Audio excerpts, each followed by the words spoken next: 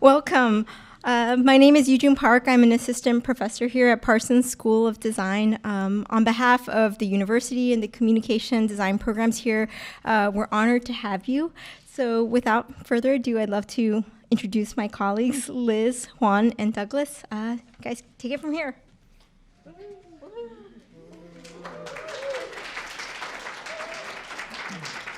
Thank you all for coming out. I'm Liz DeLuna. I'm Juan. I'm Douglas. Riccardi. And we are the chairs of the Communication and Typeface Design Competition of Type Directors Club.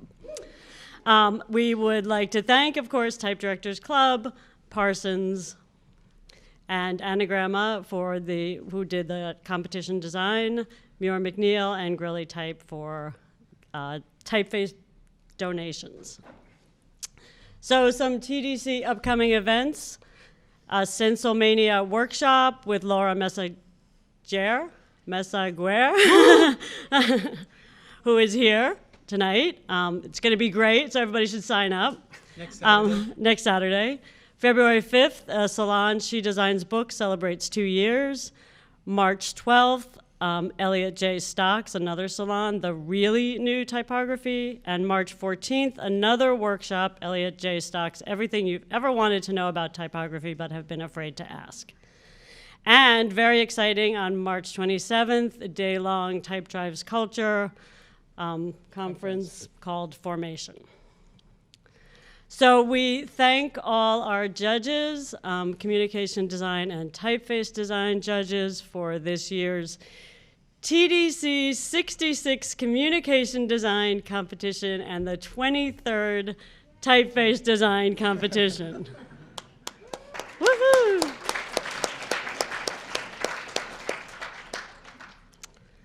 And the judges are going to come up and we're going to have a little conversation with them eventually, like in 5 minutes. And we are the moderators and we are the chairs. So you want to talk a little bit about the TDC trends? So we had this idea a few years ago. For those of you who have been following the TDC for a while, you might have noticed that over the last couple of years, we've tried to take a more editorial bent in what we've been doing. And you notice that Typegeist was the first initiative that we did in that regard. There's another issue in the works. Nina's sitting there very happy because she sees her baby that's sort of like starting to walk and kind of gained some traction, which is awesome. It's been resurrected from the dead. We also started the conference, and then we had this thought that, you know, we sit on this amazing archive of work from all around the world, and we go through it meticulously, which is going to start tomorrow at 12 o'clock. All the judges are very excited to pour through over 2,500 pieces of work in the course of 2 or 3 days. But we have this whole body of stuff, and we published 200 winners, but what did we do with all the rest? And we had this idea that maybe, just maybe, the TDC could harness the energy that we have as the leaders in the world of typography and what's happening in typography, not just in New York City, but all over the world. And sort of look at that work and try to extrapolate from that. Are there trends in type? Are there things that people are doing, you know, besides just awesome work that sometimes are the award winners, like, are there things that we're seeing? So it happened in a very organic way because it was the first time we ever tried to do something like this. It started at the competition where we were sort of like trying to see some trends. And then over the course of a few tequila-fueled weekends, we discovered a lovely new tequila, La Grintona, which has a beautiful bottle. Anyway, with nice type on it. It has a beautiful typographic bottle. We sort of just organically went through the pieces, and everyone sort of started making little folders on their own computers about what we sort of saw. And that was the very scientific process that we did, that we went through. And then we started to make folders and compile stuff. So this is the first time anybody but us people that did this, which is myself, Liz, where's Joe? Joe is hiding out right there, and Angela Valangas helped us as well. Besides us four, no one has ever seen this. We shared it with the judges last week so they could make some comments. So this is a work in progress, and like I said, we don't really we're not saying that this is the best work we've ever seen. We just sort of feel like it represents sort of what's happening out there. And that we'll leave it up to you guys. So I think we're... The one thing we did not go through the typeface design competition yet. We just made it through communication design. Exactly. And we did not also have a chance to get credits on the work. So that will also happen before this goes really public. So if your work is there, we apologize, but we thank you as well for being trendy. So we are going to we're just going to cycle through this presentation, and we're going to invite the judges to come up on stage, and we will have a conversation with them and us about competitions and trends. So if all the judges that are here would like come to take and a seat join on us. the panel.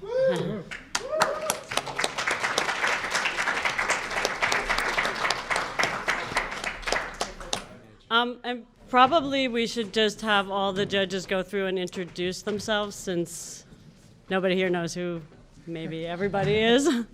Hi, everyone. I'm Rebecca Gimenez, and I am Group Director for Design at IA Collaborative. We are a design and innovation consultancy with offices in LA and Chicago, and I'm so happy to be here. Thank you for the invitation.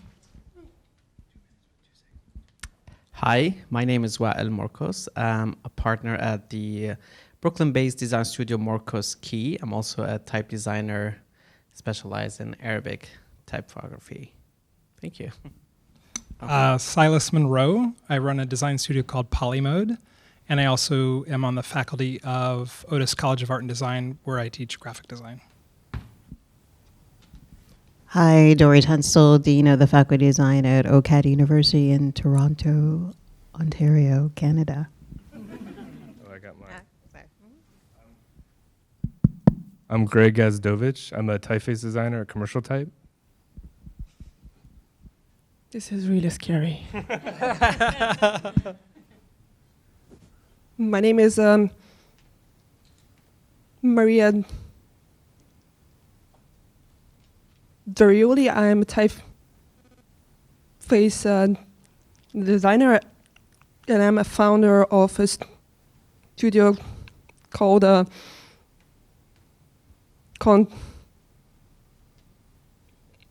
Foundry, and it's based in both Moscow and America. Thank you for the invitation. Is it working? Yeah. Hello, my name is Laura Meseguer. I come from Barcelona, Spain. I am a type designer, also partner of a little foundry called Typography.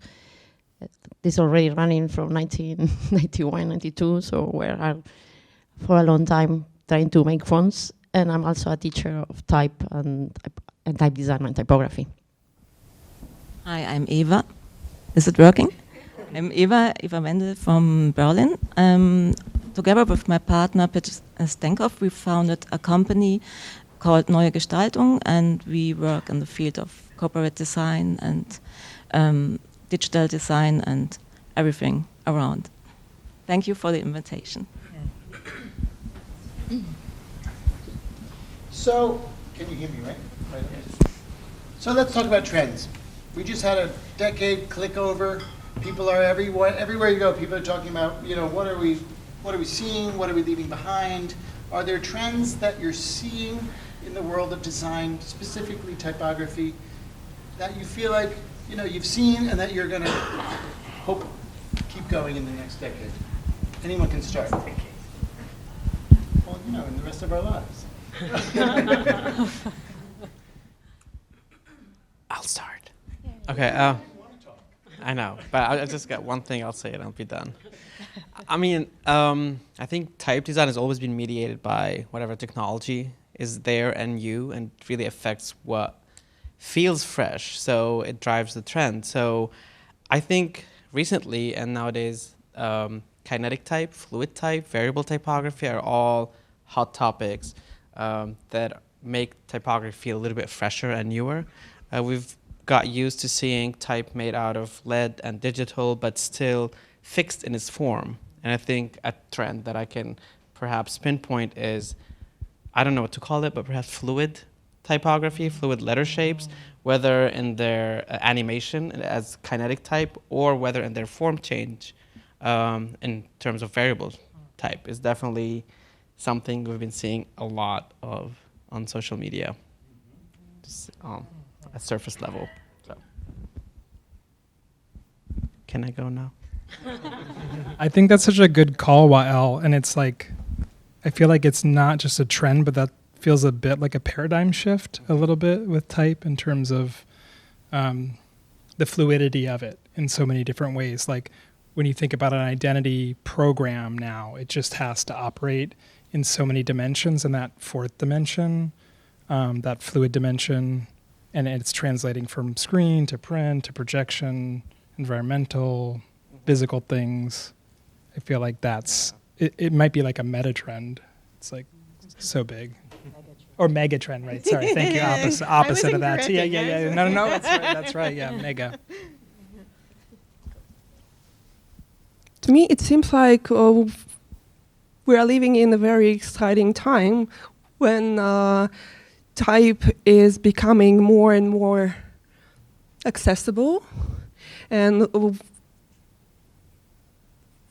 we have much more tools, and we have much more type designers too, which is like on a different scale, on a different level, and you can always say that there is a lot of like low quality stuff appearing, but at the same time it changes the whole like picture of the industry, and more people start experimenting, and by also like doing it, they are also learning to do it better. And of course, there is a lot of like, we have all of this variable fonts now and a new technology, but to me at the same time, like looking at all of these very sharp letters recently, like very pointy details and everything like that, I have which of course is a result of a changing technology, and the resolutions are also becoming like bigger and bigger, but we already achieved that. So in a way, I think that it will also be shifting to a more softer designs, softer shapes, a little bit more like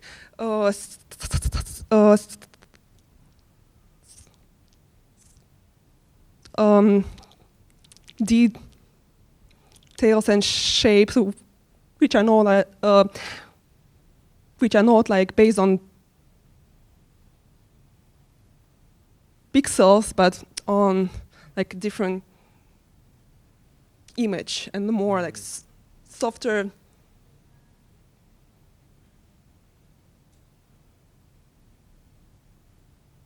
humid and things like that. Well, I think that, well, besides all the things you said already, I think type design is always this field of design where technology is tested first. So technology advanced a lot. I'm talking about software for graphic design and type design, but type design, in a way, is the field that tests software faster, or new software faster. No? So I think type design is a reflection of the tools. It has been always like this, in the past, also in the history.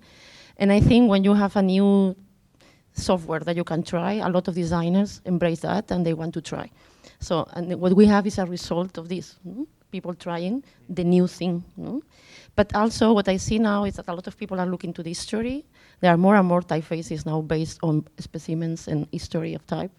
So I think everything goes now. So we have the stream of people experimenting with the last software. They can do variable fonts, for instance, because software allows that to do now. And also looking at all specimens and people looking at historic typefaces and trying to understand how typefaces were done in the past. No? So I think everything can live together, and I think this is what's happening now. So it depends of what are your own, my English, sorry, because it depends on your interests, your own interests, what interests you most. No? But a student normally doesn't have a clear idea of what are their interests. So as a student, you want to do everything. You know, I have been there. So you want to do everything. But later, when you become a professional, you start to develop your own taste and your own thing, no? And I think it's fantastic. It's what Maria said. We are in a great moment because we can do everything now. No? So in the 80s, it was much harder, and now we can do everything. So it's a matter of what you want to do, no? So I think we can do everything because technology allows us to do it, and also we have access now to all the history and etc. Before it was much harder. Now everything is easier. What makes it more complicated as well, because then you have so much, you really need to focus, no, and try to make things a bit more easy for yourself. No? One of the trends that I think is really interesting is, again, living in Toronto, which is one of the most diverse cities in the world, rivaling New York. Less segregation, is that because of, again, access to technology, a lot of our students are not just looking at sort of like the historical specimens, but are actually looking again sort of the vernacular modes of expression, typographic modes of expressions from their cultures, and then doing very interesting things in terms of sort of integrating that into new typographical forms that speak to, again, the variety of uses that it has to have. What is it going to do if it's projected? What is it going to do if it's in motion? What is it going to do? But coming from a very core sense of personal and community history, and then giving that form a new life in terms of contemporary expression. And I think particularly, I noticed this in, again, our Indigenous students, where it's part of typography is now part of the process of cultural reclamation and revitalization, and as well as in, again, our other racialized students, where it's like they're getting their parents or grandparents to draw things out by hand, digitally scanning it, and then, again, creating new forms from those modes of expression that is both contemporary but also harkening back to, again, in some cases, thousands and thousands of years of history that is not necessarily available in a specimen, and so they're creating their own new specimens.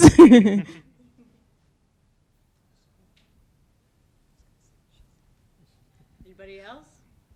Go ahead. I was just gonna plus one Dori. Just plus one for Dori. Yeah. Can we talk about the trends that we don't want to continue? Trends you never want to see again. I don't know. I feel like it goes by a couple of different names, but this sort of hipster typography is one of the ways I was describing it. But I think Jeff Keaty wrote about it in his global style essay too. But like I almost call it like a kind of abject like typography that it's trying to be wrong in a very particular way.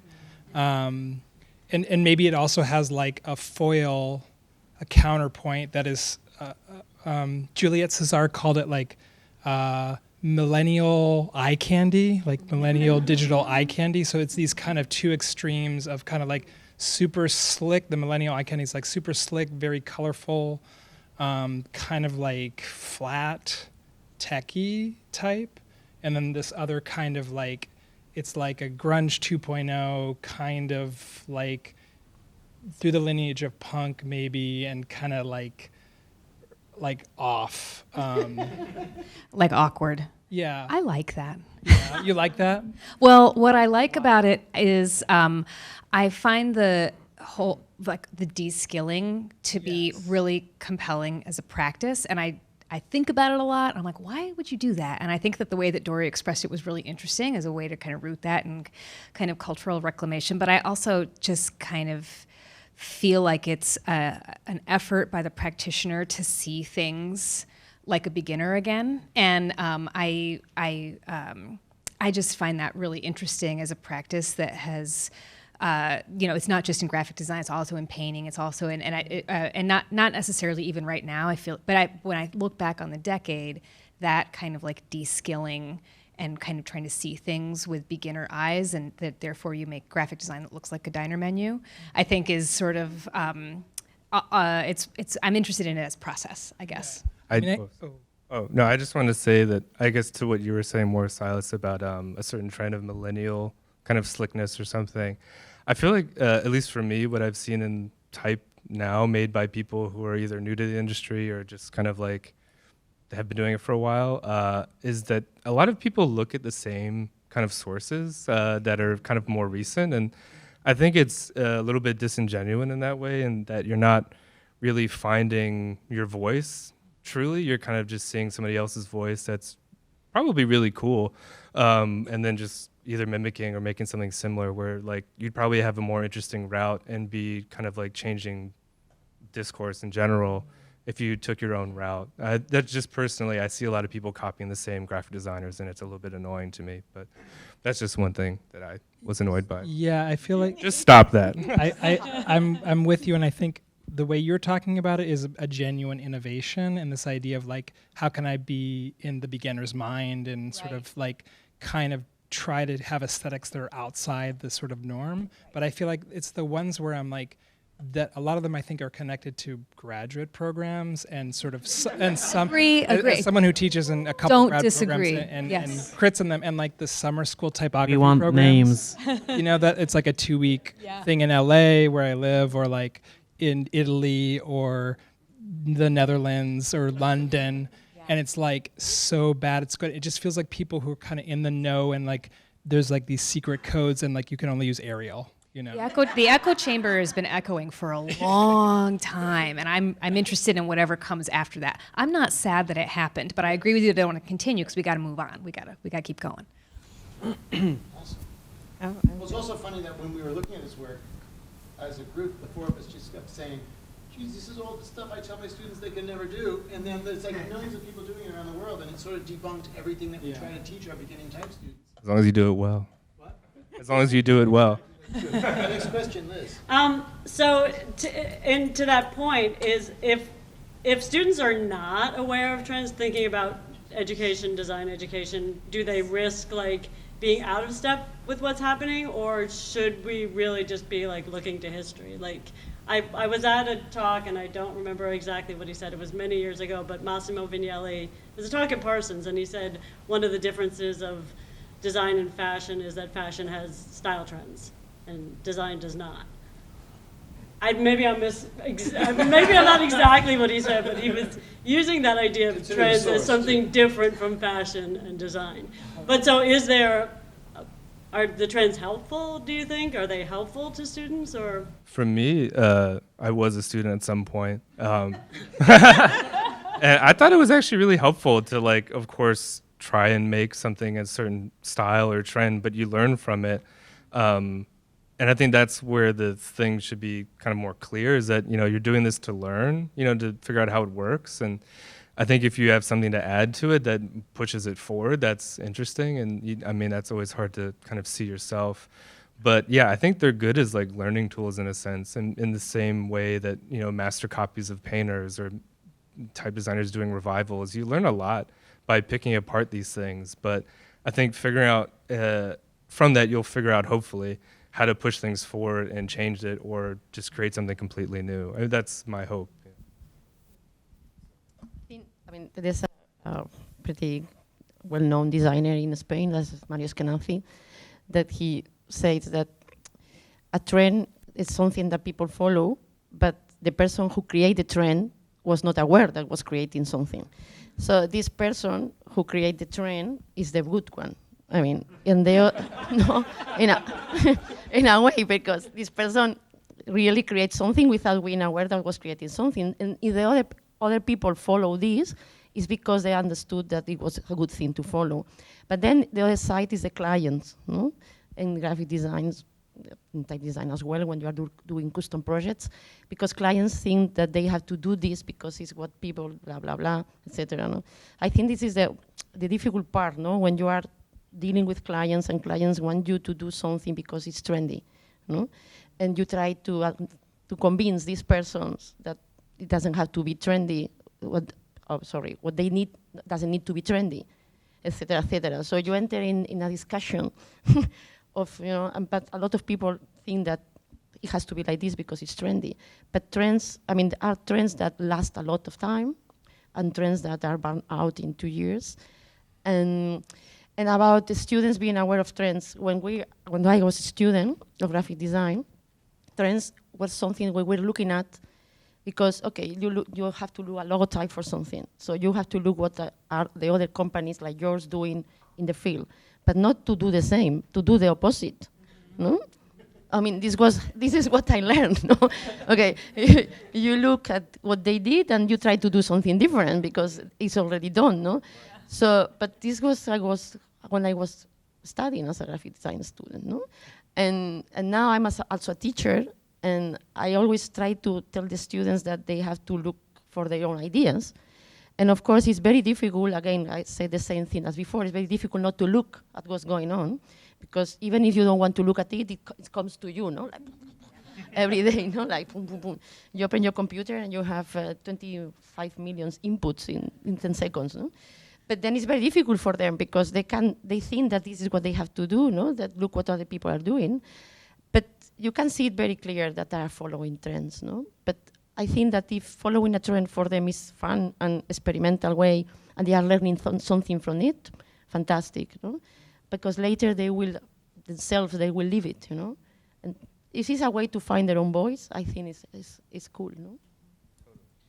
Yeah, I love the comparison that you said with fashion and design and Massimo Vignelli. Obviously, he's extremely functional modernist designer. So, but also I love the comparison to fashion because we figured it out. We know how to make something to keep us warm. So why reinvent it every time? Because there is power in expressing something about today versus 10 years ago or 20 years from now. So maybe in that sense, trends are helpful, because they try to catch a sort of collective feeling that designers have about certain things at that specific moment in time. That's why it seems cool, or it feels like, wait, scroll back onto that thing that I just saw. And the thing is that a lot of the things about typography are conventions. It's not science. There's really very little at the core of it that is extremely scientific. That is, if it's 2 points, you cannot read it because you can't see it. Okay, fine. But one of my favorite quotes in typography is by Susanna Lichko, you read best what you read most, which means that a lot of what we read is what we got used to reading, is these convention that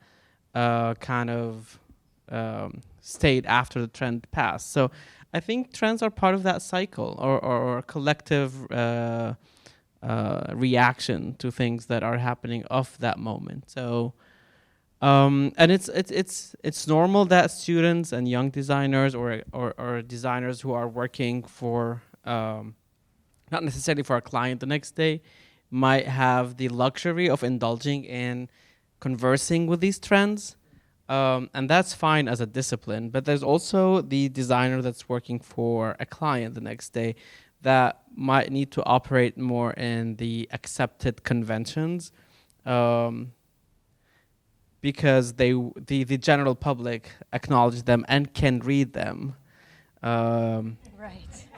can deconstruct them, whereas a specific trendy thing that happened a year ago and that people are doing a lot of might not necessarily communicate to the general mass. And at the end of the day, graphic design, and more specifically type design, is a very kind of insular circle, although it communicates to everybody else. So I'm fine with trends. Trends are good. Yeah, trends are good. LTR. Can I add on to what you were saying? I love the fashion metaphor, and I feel like there's some things we've been talking about on the panel that connect to how graphic design is becoming more like fashion. One, it's becoming more visible and known because of social media exposure writing. I think there's a lot more logo gates, than there have ever been. Like when a brand or identity is revealed or a typeface is announced, there's a lot of public relations, around it, right? Like the PR, and some that go well and some that don't. Look at Coke's, typeface. But I think part of the reason why we're seeing trends accelerate is it's so much faster to make a typeface. It's so much faster to make a piece of graphic design, and then you see it all in this echo chamber of display that's happening faster. So a trend, I feel like we need to go from trends to trending. I mean, Future Fonts, I think, is a perfect example of that, where a type designer is not releasing the font. It's like, this is version 1.0 or version 1.5, and look for the next version soon. Awesome. Should we move on to competitions? Yes. Would you? So the next question is a sort of radical change of gears a little bit. But we gather you all here to judge work in the competition. So let's talk about the value of competitions. And really, why enter competitions? Are competitions relevant these days? Hopefully they are, because we love to do them. And we put a lot of energy into doing competition. But what's your take on competitions? They suck? And there is a sub question also, just like how can we how can we fairly evaluate and judge work that comes from such disparate cultural backgrounds, client needs, et cetera? Like, you're going to look at work really fast that comes from a lot of different places. How can we be fair about that? I have a thought about the first question of the relevance of competitions today. I think we're in a really interesting time over the last decade where, with the rise of product design, and there has been the giant sucking sound of talent from like an agency or design firm world in-house. And as a result, and the type of work that people are doing, these are products, they're the property of whatever company you're working for, your Google or Airbnb or whatever. People have less opportunity to share a lot of the work that they're doing. And so you see it when you evaluate talent that the portfolio itself has changed dramatically. Like the volume of work that you see in portfolios is much less. There's, instead of lots of work, you see like very targeted case studies, and it's more about storytelling about a couple of pieces of work. And so then I think that the competition and the document of the competition becomes kind of an important historical record of the moment in time. And it was always that, but now there is I feel like there is somewhat less public documentation of a lot of work that very, very talented designers are doing. And so I think it just occupies a little bit of a different role than maybe it did in the past. Yeah, that's it. Short answer, I think competitions are good. The pros are, first of all, what you said is that the result of this competition becomes like a historical document. What was evaluated by peer designers as being something noteworthy remembering. So when you look back at the TDC from 10 years ago or 20 years ago, you open them and you see it could be a flashback to a moment of time that was perceived as a little bit more interesting than what was happening. So that's great. I think competitions are also good because they might allow hardworking young designers to stand out and be rewarded and acknowledged again by a community of their peers to tell them, you did good on that job. And it is a nice feeling when you win. Like, nobody can deny that. There are also, unfortunately, not all competitions are created equal. And I think there is an insidious part about design competitions. And unfortunately, the younger, less experienced designers might fall victim for navigating a design competition. There's a lot of them out there. Some of them charge a lot of money that might be not affordable for everybody, for young people, for young students who are eager for validation. So it is a little bit disappointing to see these kind of competition pushing too hard on these young students who just like submit work, sending targeted emails and making you feel that you actually have a chance, while it's just a robot sending you email telling you to enter this competition because we found this project. And I get one of those emails, and so some of these competitions might raise an eyebrow or two, and it does differ from one to the other. So I think I do encourage people to enter, but I also encourage them to know what project they enter into which competition. And there's a lot you can tell by looking at previous winning entries, by knowing what kind of competition, what they're looking for usually. So that also helps. The judges is also a big telling. Sometimes when you look at the judging panel, if you other people that you respect, that you've seen previous work of them that you admire, is a good sign that perhaps you want to be associated by them, that might understand your work, that you might relate to what they're doing. So it takes a little bit of figuring out. So on the long term, it is a good thing because you need the discipline to have peers talking within each other, debating what's good and what's not. It can be discouraging for young people who cannot afford it, who might enter a lot of projects and not win because they didn't know how to navigate or what to enter, or they were not ready to enter. So I have to add on to that. It actually helps a lot with O1 visas. So that's a very important thing for a lot of people in New York, that if you win these competitions, like, it will help your chance of staying here. So that is a very important thing. O1 visas, yeah. I think on the evaluation side of the question, I think especially when you're going through them really rapidly, because always I would say, look, what I seek experientially is something that activates really quickly, both by thinking and sort of a visceral reaction in terms of a feeling, right? And then there's a part where I go back and over intellectualize it to provide a justification.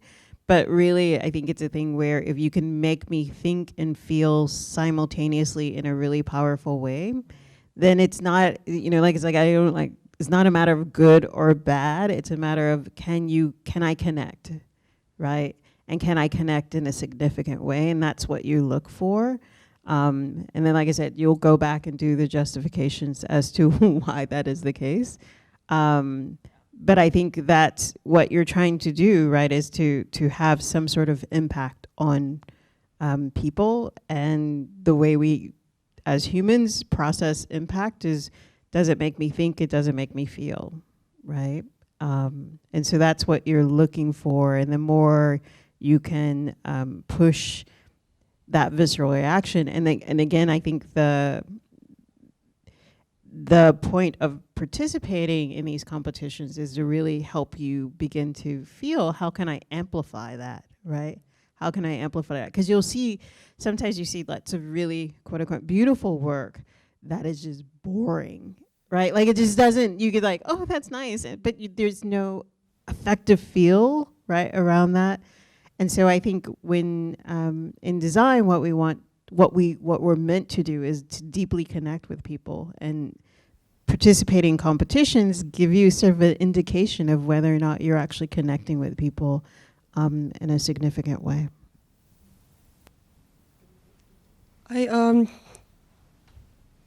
can also tell a short story that I had, which, it was in 2011 already, 9 years ago. I just completed studying in university. I did the typeface for my graduation, and I was also working as a graphic designer. I had been working for 2 years, maybe, because it was an easy way. I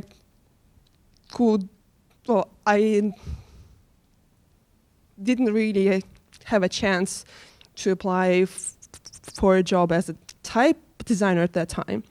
And then my teacher, he he was constantly like pushing me to apply to a competition, and I was like, yeah, maybe I should. And then I took some time. I was trying to finish a typeface at that time, which took me then another like 6 years to publish it after that. Right. But I kind of finished it. I was feeling it's not good enough and things like that, but I sent it somehow. And then I got this award. And I was the only one from like Russia to get it at that time, and I was really like, well, it was a way to understand that maybe I should do like more type design at that time. Yeah. It still took me a lot of time to switch to a full-time type designer, but it was a way to understand that maybe it's not that bad as I assumed, and maybe I should also work more, and maybe I can also start like selling licenses, and I also started. So it was, I think it was an important start at that time, and it gave me an understanding. Well, it depends on the competition, of course, but at the same time, I think it's nice to push people to submit, especially younger people, and it is a very nice experience to understand how to show your stuff and how to make the layout and to make it like look nicer than it actually is, maybe. Well, it is a challenge always, I think. And also for a studio like ours with 12 employers, and we are only designers, so we don't have anyone for public relations. It's a good way to publish, and it's also a good way to publish in not only digital, not only for Instagram. It's printed. And it's another way to spread the word. And for us, it's really good to submit in competitions, and it's a good way to make us known in the world, and also what you said, to see what others do. That's the most important thing. Yeah, I think that visibility component is really important, and a number of people have talked about it depends on the competition. I think it also depends on the judges, too. I think competitions, especially in graphic design and the discipline, has had a lot of gatekeeping, and you talked about fee cost, but I'm also talking about certain people who could be considered designers, and like I'm really heartened by the way this panel looks and where this panel is from in terms of like a more broad perspective on what could be the best design and what could be good design and what even design could be and who has access to being a designer. And I think by having competitions and connections and the generations of intelligence that are here, it also makes me think of, the younger version of me. If I had seen this panel, I'd be like, oh yeah, okay, I could like that. This is something that's viable that I could pursue.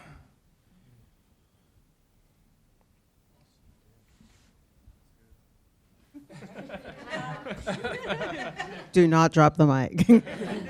At this point, we want to open it up to the audience if anybody has questions for our esteemed judges. Or about trends. Competitions. I have a question. Hi. Oh, yeah. I can use a mic. Hello. So I know many of you are educators. I'm an educator. I teach at Cooper Union. Yay. So it's students and trends, and I have students that talk about, oh, but my style is this. Like, I'm trying to make this style. And it's like, you're a sophomore, you don't have a style. And so I'm always curious about how do you all encourage students to find their own voice, but also be open to experimenting, open to looking at other sources, open to referring to history. I'm just curious if there's any, I don't know, things that you do.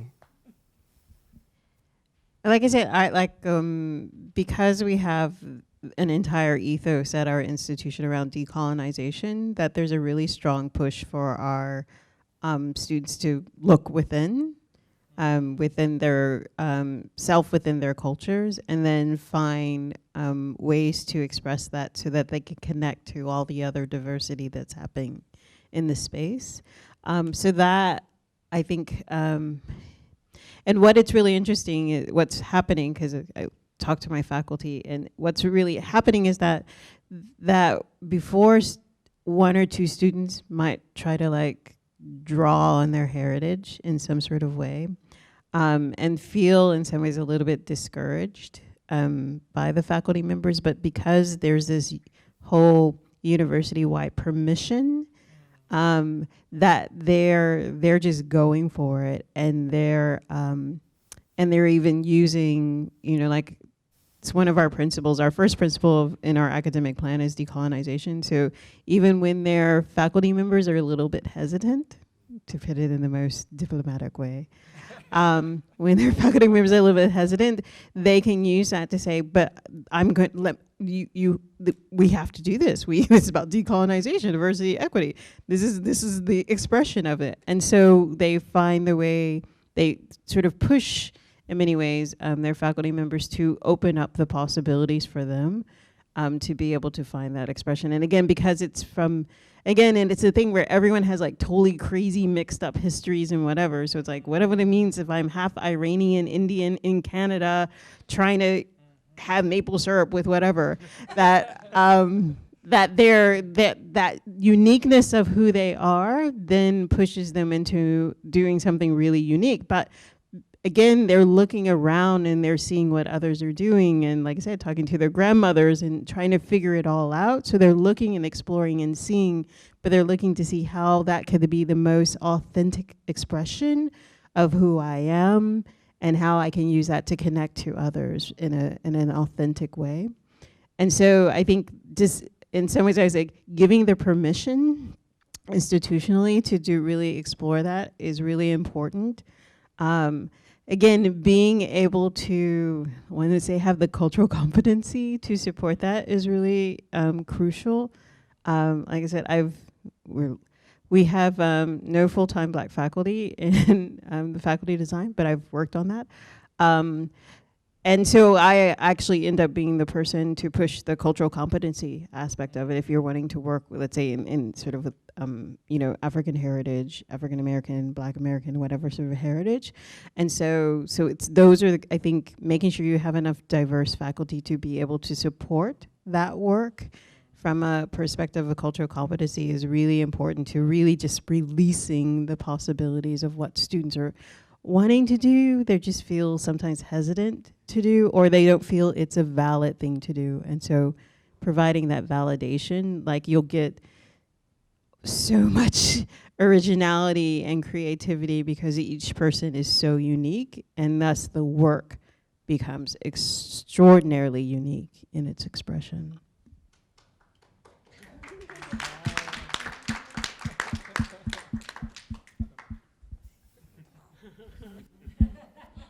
Do not drop the mic.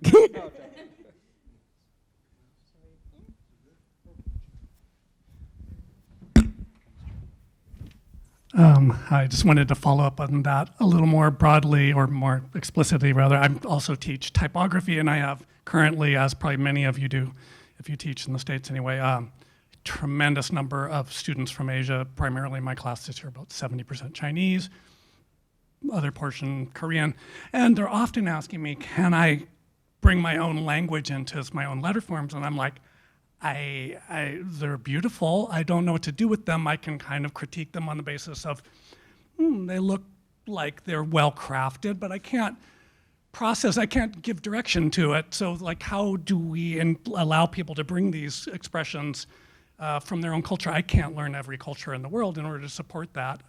To your point, maybe more faculty that might at least have some. Anyway, does anybody have any thoughts on how those other letter forms, other languages could be integrated in a Western teaching idiom, you know?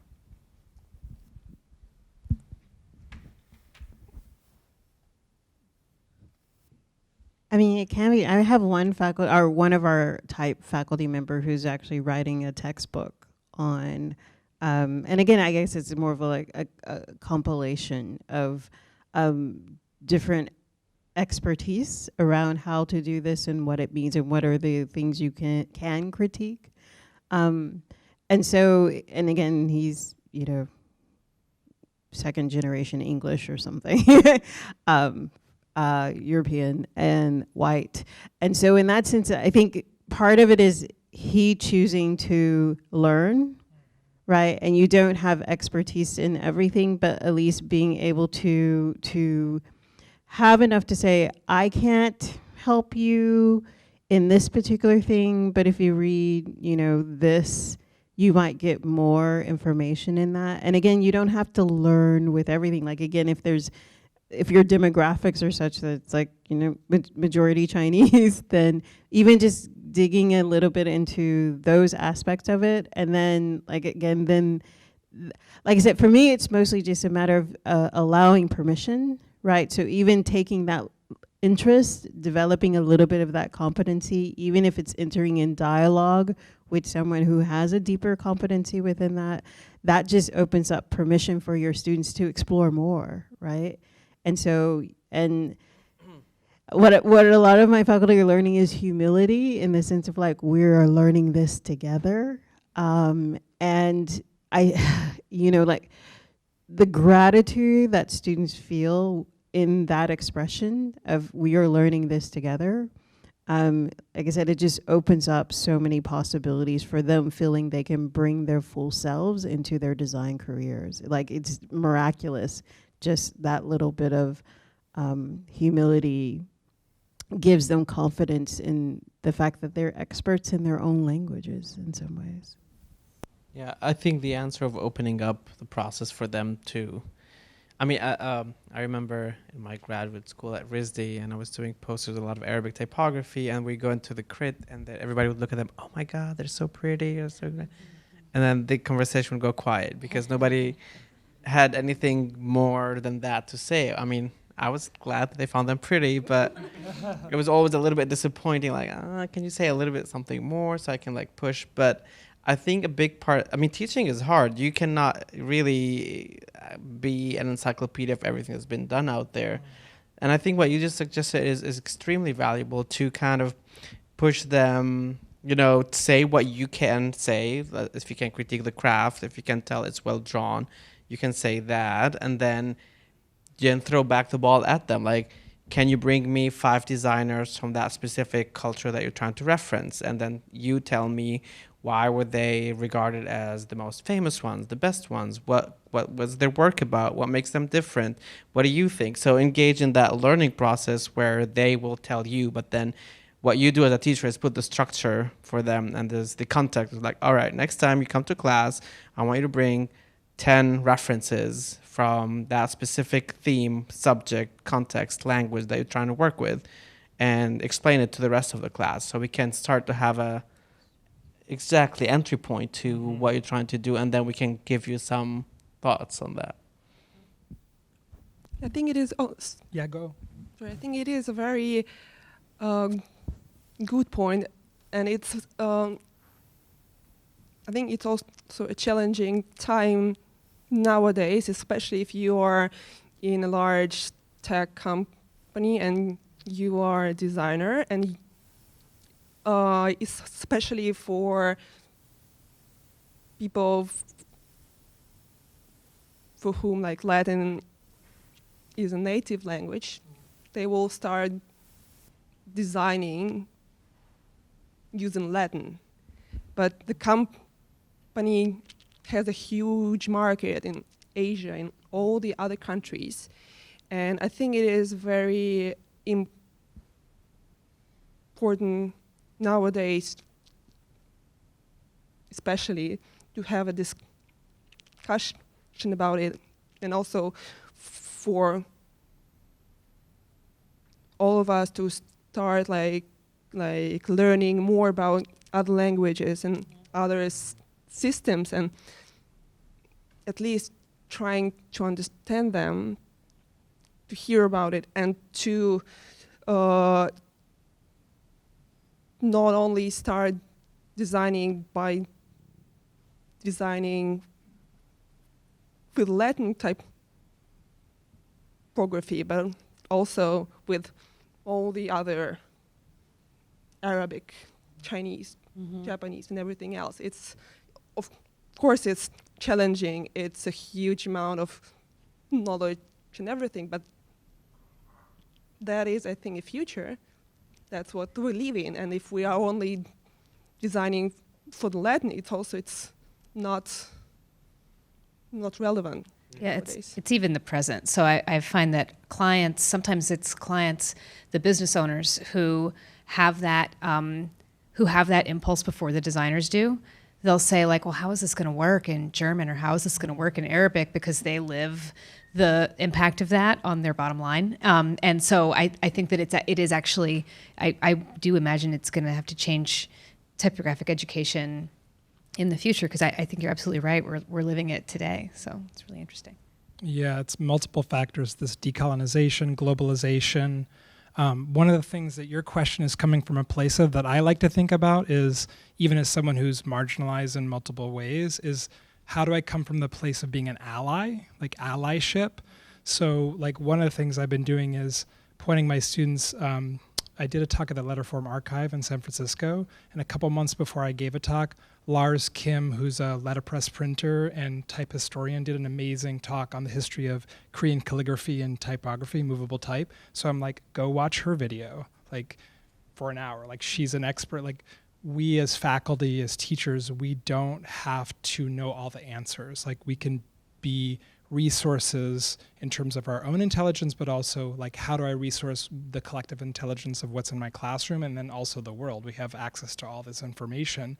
And then I think there's a second part. Ian Lynham talks about this, and it's specifically about working with non-Western type or working with a script that you don't know. He lives in Tokyo. He's from upstate New York, and he has this project that was inspired by this Korean designer, Chris Rowe, that he calls Eyes Without Ears.